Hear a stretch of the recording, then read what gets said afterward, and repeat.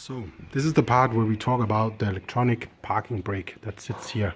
And you probably want to change your parking disc pads because they get worn out so fast.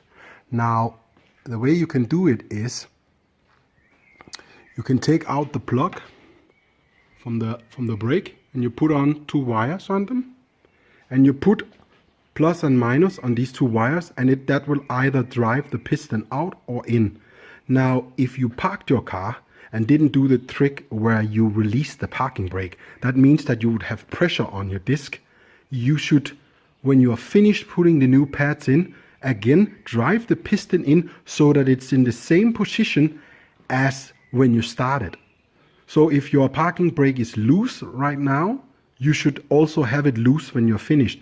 But don't leave the piston far away from the pads. Put everything back in the same position so that when you start the car, it doesn't really feel that it has to travel a lot and then makes an error. If you don't do this wrong, and if you do this wrong, there will come a system error in the car that you will have to go to McLaren for them to reset, and that is stupid.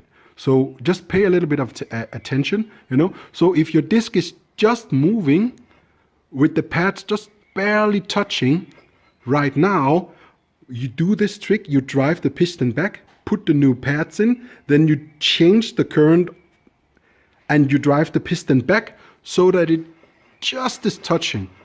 And then once you go to start the car again or put on the parking brake, the system doesn't even understand that new pads were put in because there's no sensors to tell it that.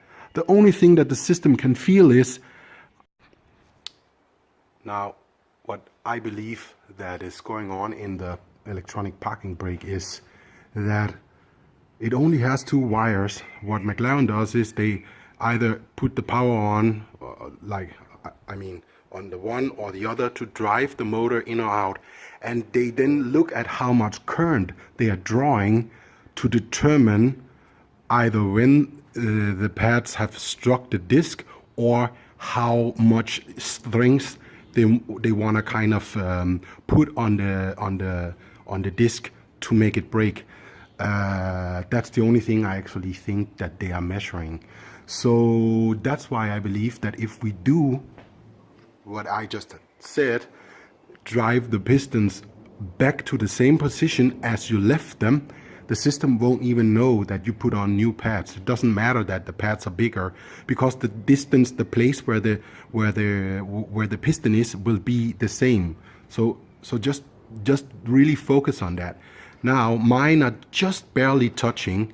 I'm gonna put on new brake pads here now by driving the piston back with my wires.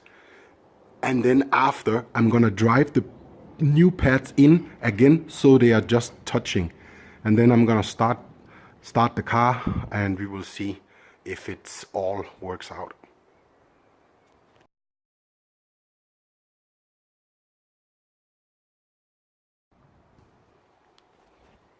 So if you like this video where I helped you with your McLaren, please like it down there.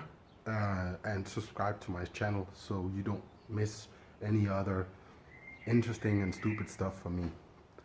Thank you guys. Bye.